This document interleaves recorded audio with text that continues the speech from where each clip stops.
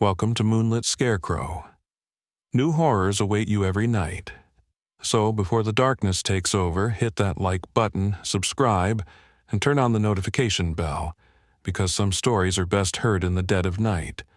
Now, let's begin. The first night of solo camping is always the hardest.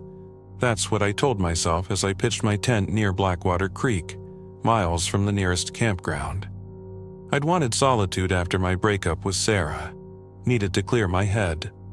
2 years together ended by a text message. The wilderness seemed like the perfect place to reset. The ranger at the visitor center had raised an eyebrow when I mentioned Blackwater Creek. "Pretty remote spot," she'd said, studying my face. "You camping alone?"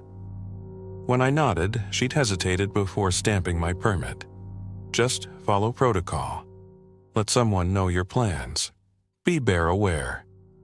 I'd thanked her, chalking up her concern to standard park policy. In hindsight, I should have paid more attention to her hesitation. The sun set quickly behind the ridge, painting the sky in brilliant oranges before surrendering to darkness. I built a small fire and heated my dinner, listening to the forest settle into night rhythms. The distant hooting of an owl, the rustle of small creatures in the underbrush, the gentle babbling of the creek 30 yards from my campsite. Around 10 p.m., I noticed the change. The silence. No crickets, no distant owl hoots, nothing. I straightened, suddenly alert, scanning the tree line with my flashlight. The beam caught nothing unusual, just trees standing like silent sentinels around my small clearing. Still, I couldn't shake the feeling of being watched, of eyes tracking my movements from the darkness beyond my fire's glow. "Just nerves," I muttered, poking at the embers. "First night jitters." But the feeling persisted as I prepared for bed, brushing my teeth with water from my canteen, checking that my food was properly stored away from my tent. Every few minutes I'd spin around, certain I'd catch someone, or something, retreating into the shadows. But there was never anything there. I recorded a quick video message to my brother. "Day 1 at Blackwater Creek. Everything's good." I tried to sound casual despite my unease. My phone showed no signal, but I'd send it when I got back to civilization. Some small part of me felt comforted knowing there'd be a timestamp, a record of my location. I crawled into my tent around midnight, zipping the flap securely behind me. Sleep came fitfully, my subconsciousness still on high alert despite my exhaustion. The silence of the forest felt oppressive, unnatural. I woke several times, imagining sounds just beyond my canvas walls, branches breaking, fabric rustling, breathing. Around 2 a.m., something woke me. Not a dream, not the wind.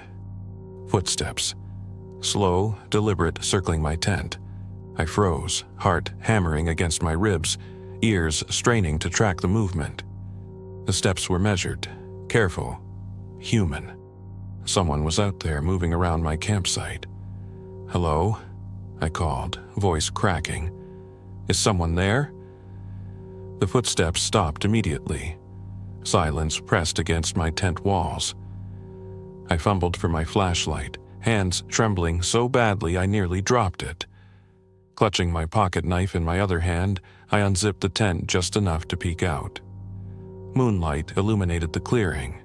My fire had died to embers, casting a faint red glow. Nothing moved.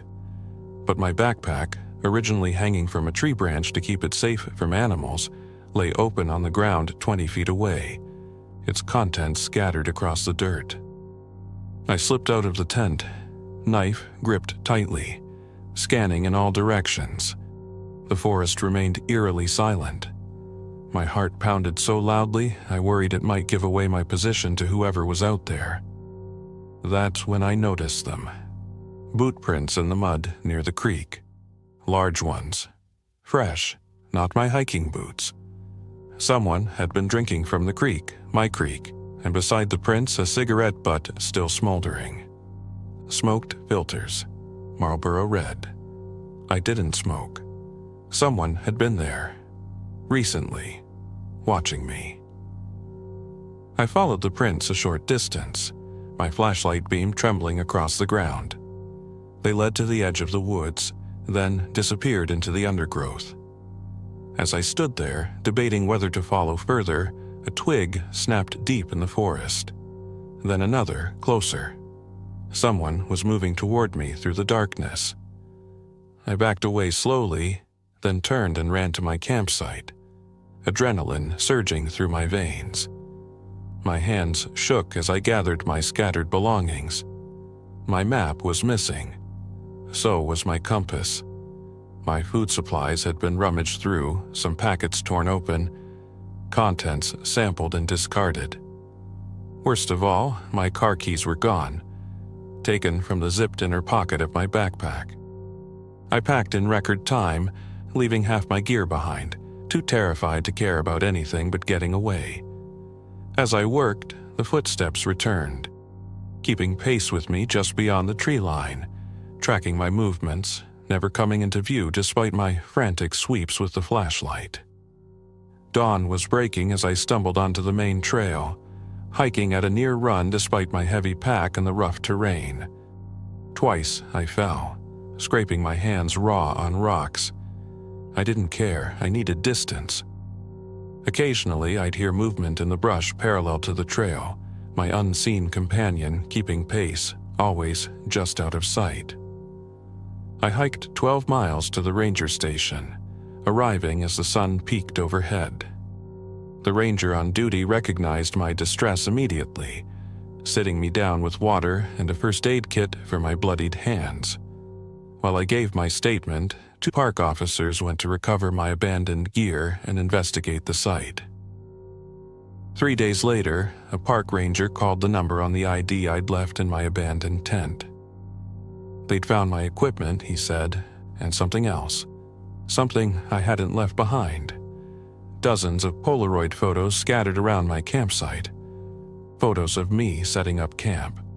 Photos of me cooking dinner. Photos of me sleeping, taken from just outside my tent flap. Close-ups of my face, peaceful in sleep, unaware of the stranger standing over me. On the back of one photo, written in neat block letters, "You snore, I'll find you again." They never caught who took them. The rangers found additional campsites nearby, evidence someone had been living in the forest for weeks, watching hikers, collecting souvenirs. My car keys turned up in one of these makeshift camps, alongside other items: a woman's hair elastic, a man's watch, a child's stuffed animal. All trophies.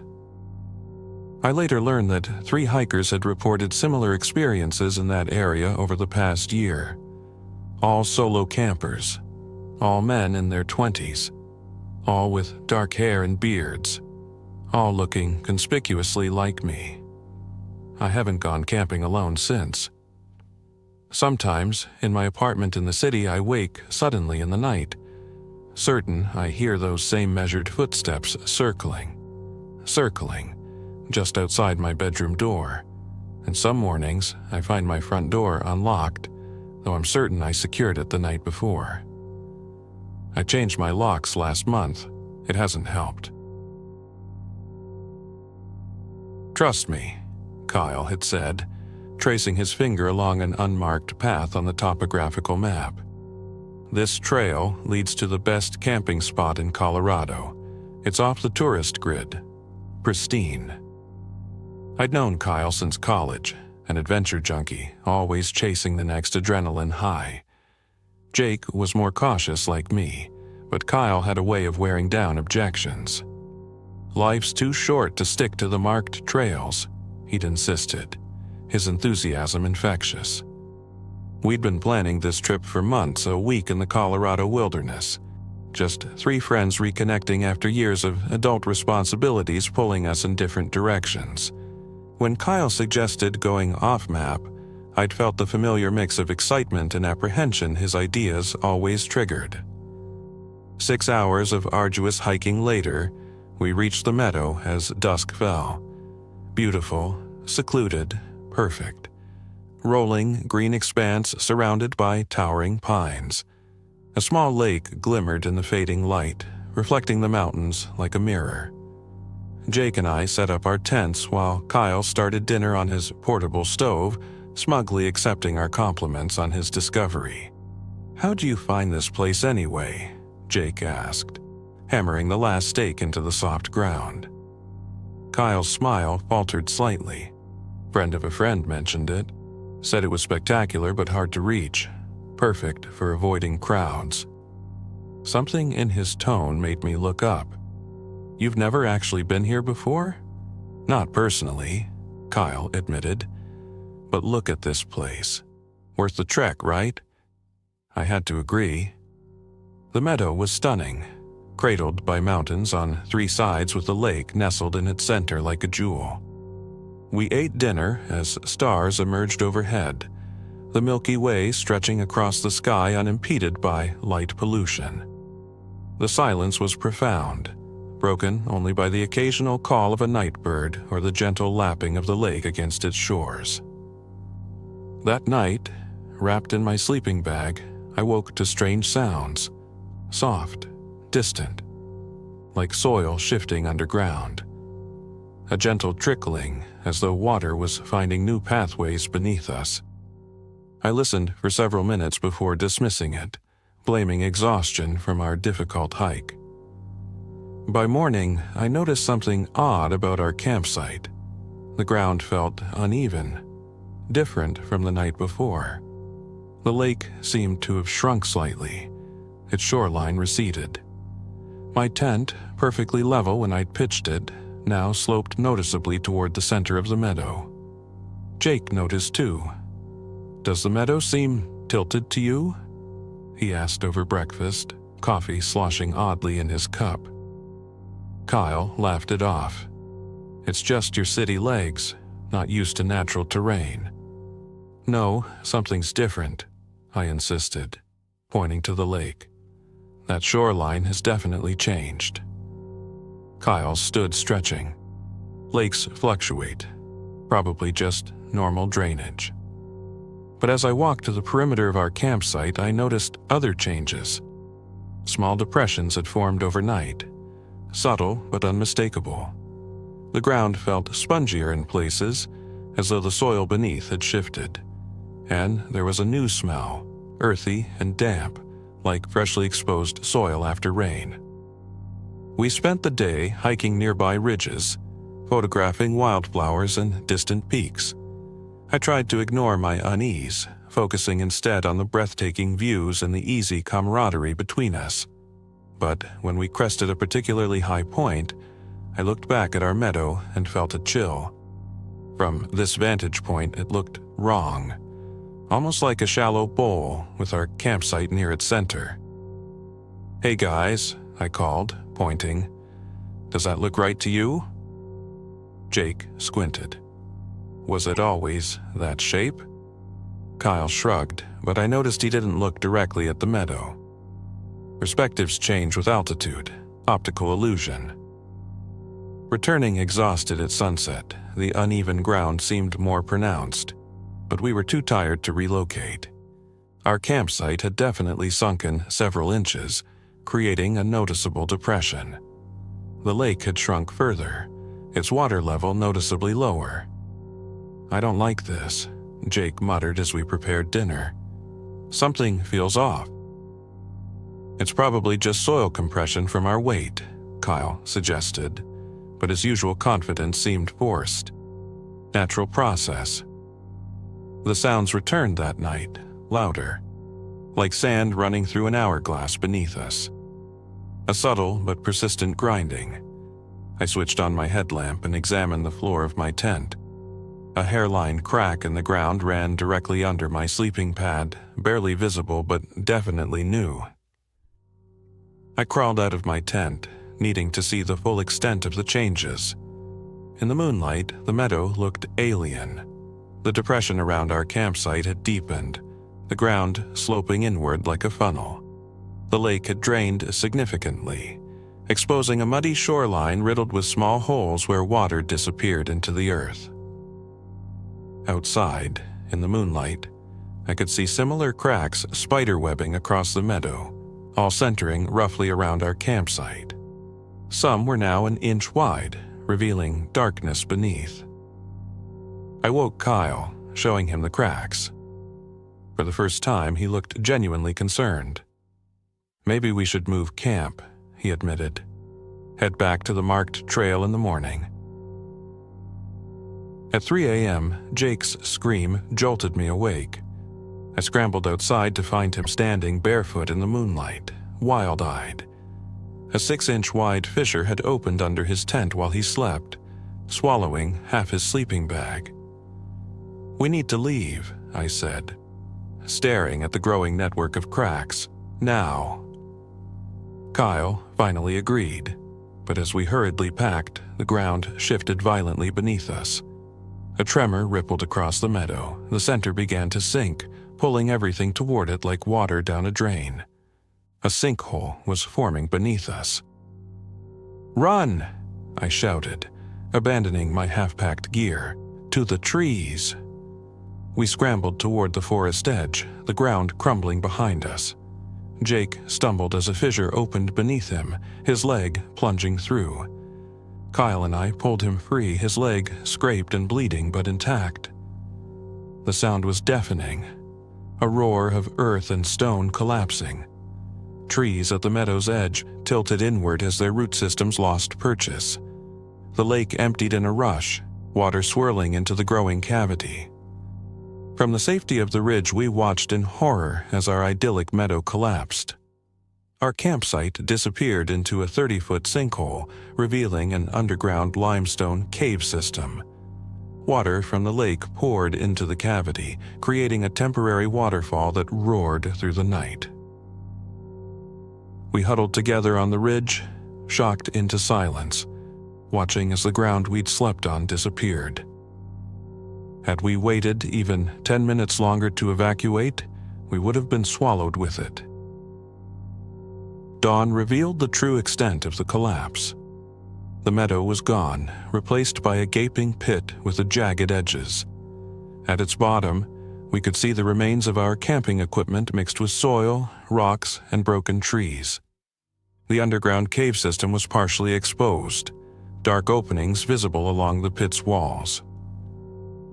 It took us 6 hours of careful navigation to reach a marked trail, where we encountered a park ranger on routine patrol. Her radio brought rescue teams who treated Jake's leg and documented the sinkhole. When search and rescue reached us the following day, the ranger was unsurprised by our story. The entire area, she explained, was honeycombed with underground caves and streams. Recent seismic activity had destabilized the system. Locals avoided camping there entirely. "This region has warning signs posted at all official trailheads," she said pointedly, looking at Kyle. "That's why we don't mark this area on public maps anymore." Kyle said nothing, his face pale as he stared at the ground. Later, in the ranger station, I overheard a conversation between two officers. "Third collapse this season," one said. "Getting worse every year with the drought." "Lucky ones," the other replied, glancing our way. "Last group wasn't so fortunate." Kyle's secret spot, accessed via an unmarked, officially closed trail, had nearly become our tomb. Sometimes I still dream of it, the sensation of solid ground becoming liquid beneath me, the earth opening its mouth to swallow me whole. In my dreams, I never reach the safety of the trees.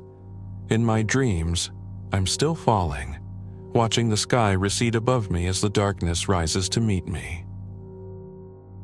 I met Marcus on a hiking forum.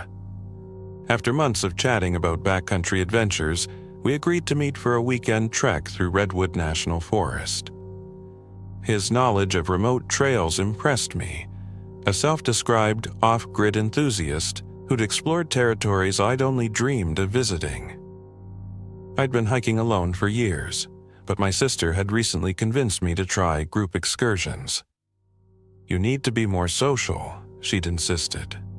"Plus, it's safer." The online forum seemed like a good compromise, connecting with like-minded outdoor enthusiasts without committing to large tour groups. Marcus stood out immediately. His posts were detailed, knowledgeable, with a certain eloquence that suggested education.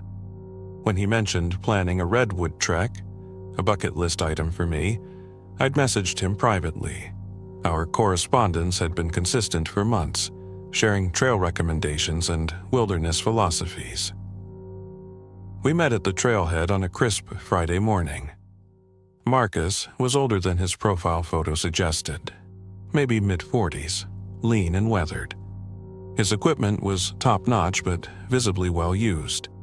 His handshake was firm, his smile quick but not quite reaching his eyes. "David," he said, nodding as though confirming something to himself. "Good to finally meet in person." Something in his tone gave me pause, a hint of familiarity beyond our online interactions. But I dismissed it, chalking it up to social awkwardness. The first day went perfectly. Marcus identified plant species I'd never noticed, pointed out animal tracks I would have missed, even navigated difficult passages without checking GPS. I felt lucky to have such an experienced companion showing me the true backcountry experience. "How long have you been hiking these trails?" I asked as we made camp that evening. "On and off for decades," he replied, efficiently setting up his tent. "I prefer the paths less traveled." "Must get lonely," I ventured. His eyes met mine, expression unreadable. "I'm rarely alone for long." On day 2, we diverted from our planned route. "I know a better campsite," Marcus insisted when we reached a fork not marked on my map. "More scenic, few people ever find it." I hesitated, studying my map. "This isn't on the trail guide."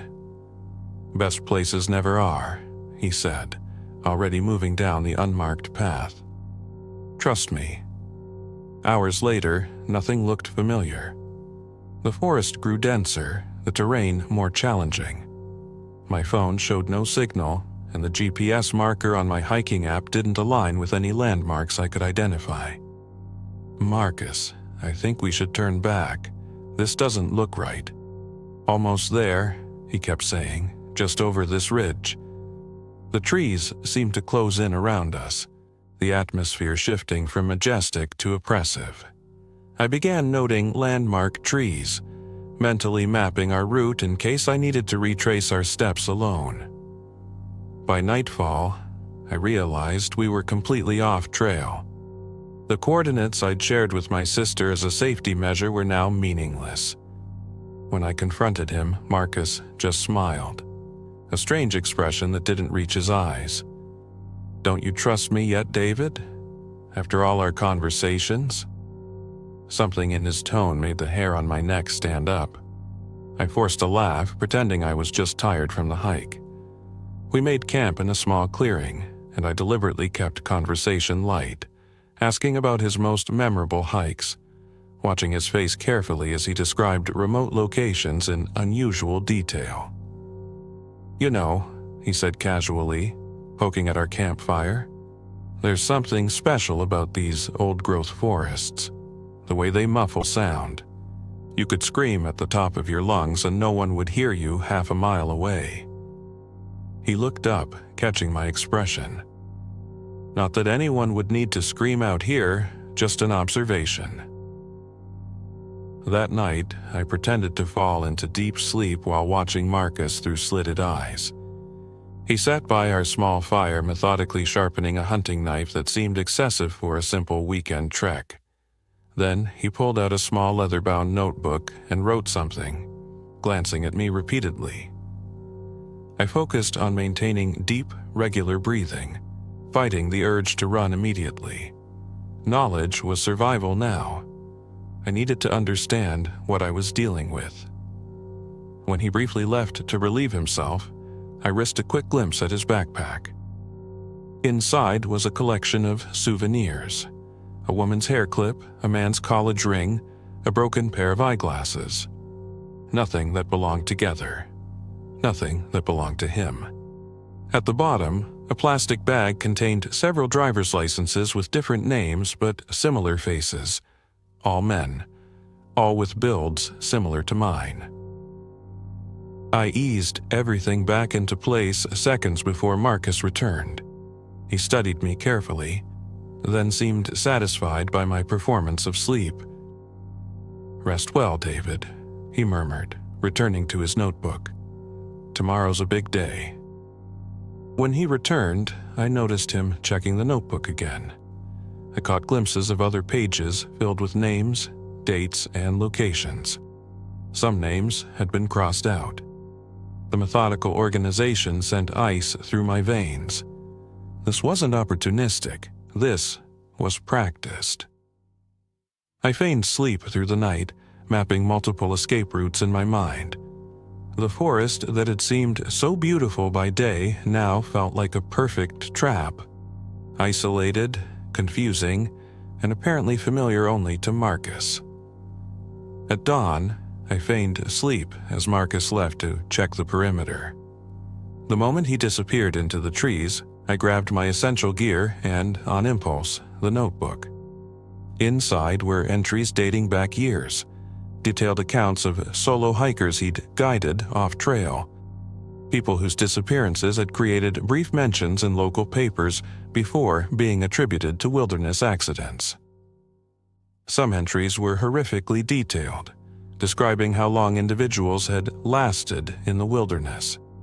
Others were clinical, noting physical characteristics and behaviors. My name was the latest entry, alongside yesterday's date and a simple notation, "Trail's End." Most disturbing were the photographs, small Polaroids paper-clipped to some entries.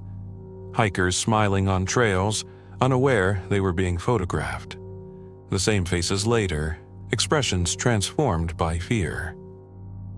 I ran, using my emergency compass, moving as silently as he'd taught me the previous day.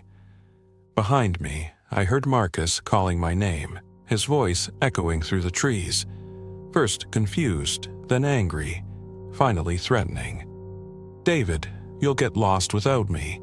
These woods are dangerous." There was a strange edge to his voice, a barely contained rage that confirmed my worst fears. I kept moving, using every technique I'd learned over years of hiking, staying low, choosing hard ground that wouldn't hold footprints, crossing streams to break my trail. His voice followed me for hours, sometimes seeming to come from multiple directions at once. The forest played tricks with sound, making it impossible to gauge distance or direction. Twice I changed course abruptly, sensing his presence nearby. By afternoon, I'd gained enough distance to risk checking my location. The sun's position and my compass suggested I was moving consistently eastward, hopefully toward the park boundary. I pushed on despite exhaustion, knowing that stopping meant vulnerability. I reached a ranger station by nightfall, barely coherent as I handed over the notebook. The rangers recognized its significance immediately, calling in park police and eventually FBI agents who interviewed me for hours. Search parties combed the area for days. They found no trace of Marcus, only multiple shallow depressions in the earth near our campsite, sized perfectly for human bodies. Forensic teams discovered human remains in 2 of these depressions. Hikers reported missing years earlier. The authorities matched the journal entries to unsolved disappearances across 3 states. They found evidence of temporary camps that had been meticulously erased, leaving only the faintest traces that someone had systematically lured hikers from marked trails. The profile they built was chilling. A nomadic predator who spent months identifying targets online, building trust through shared interests, then isolating them in remote locations. My sister's insistence on knowing my planned route had likely saved my life. It had forced Marcus to take me far off trail before making his move, giving me time to recognize the danger. I still hike, but never alone, and never with someone I've only met online. I've become almost obsessive about sharing my planned routes with multiple people. I carry a satellite emergency beacon and check in religiously at designated times. Sometimes, on the trail, I catch myself scanning the faces of passing hikers, wondering if Marcus is still out there with a new name, a new story, looking for someone who wants to see a secret campsite, someone who might trust a friendly, experienced stranger who knows the perfect spot just off the trail. The FBI assures me they're still searching. The case remains open, but forests are vast, and a person who knows how to disappear into them can remain hidden indefinitely. I've changed my appearance since then, cut my hair, grown a beard, altered my hiking style. But in quiet moments, I still feel watched. Still wonder if somewhere in a fresh notebook with a new leather cover, my name remains uncrossed, a task left unfinished.